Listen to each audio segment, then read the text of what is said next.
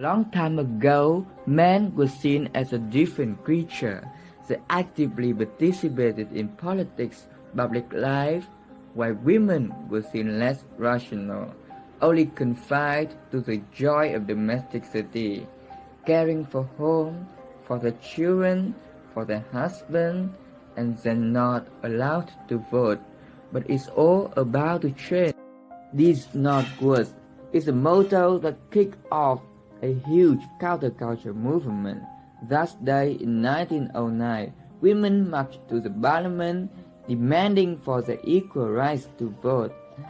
The Prime Minister Herbert Asquith had already made an election promise to extend vote to women. However, he failed to do so when he came to power. Now, women got angry. They're surrounding Westminster. They're ambushing the conservative Prime Minister. And women's protests soon accumulated to become a huge suffrage. It's very interesting to note that the movement leader was actually a woman from the ruling class. Her name is Constance Poor-Lytton. One day, she disguised as an ordinary working woman, joining the protest. Already prepared to be captured, she threw stones violently to the police, and without knowing her fame, two policemen took her to prison, where she practiced the hunger strike for 4 days.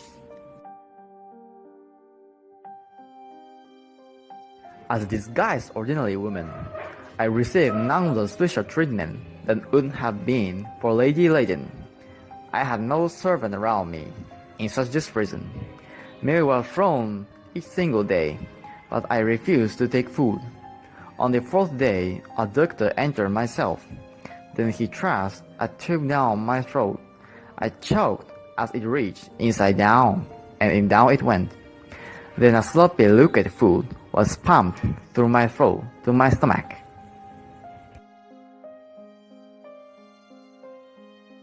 Right after going out of prison, she continued struggling, making a story public. That's a tipping point of the suffrage movement. A new era was about to come. The government felt great pressure by her strategy.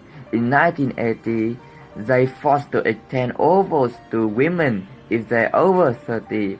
That's a significant achievement of her time, but she still dreamed about a future when women are not the law taker, they're the lawmaker. And her dream indeed came true. It wasn't until 1975 when the UK has its own female Prime Minister, Margaret Thatcher. She had opened up a new chapter for British feminism and inspired a generation of women struggling for their rights and their social standing. And today, the UK once again celebrates its second Prime Minister, Theresa May, marking a significant progress for women's rights in Great Britain. They persevered in spite of all danger and discouragement because they knew their cause was right. Last year, the Prime Minister came to Manchester to pay tribute to women, changing the course of history. Their arguments won the day, and we are all in their debt. The British women activists and politicians influence future generations. In 2018, the British member of the parliament occupied 28.5% of the whole.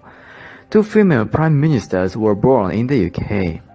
The operation rate of the women is higher than 70%.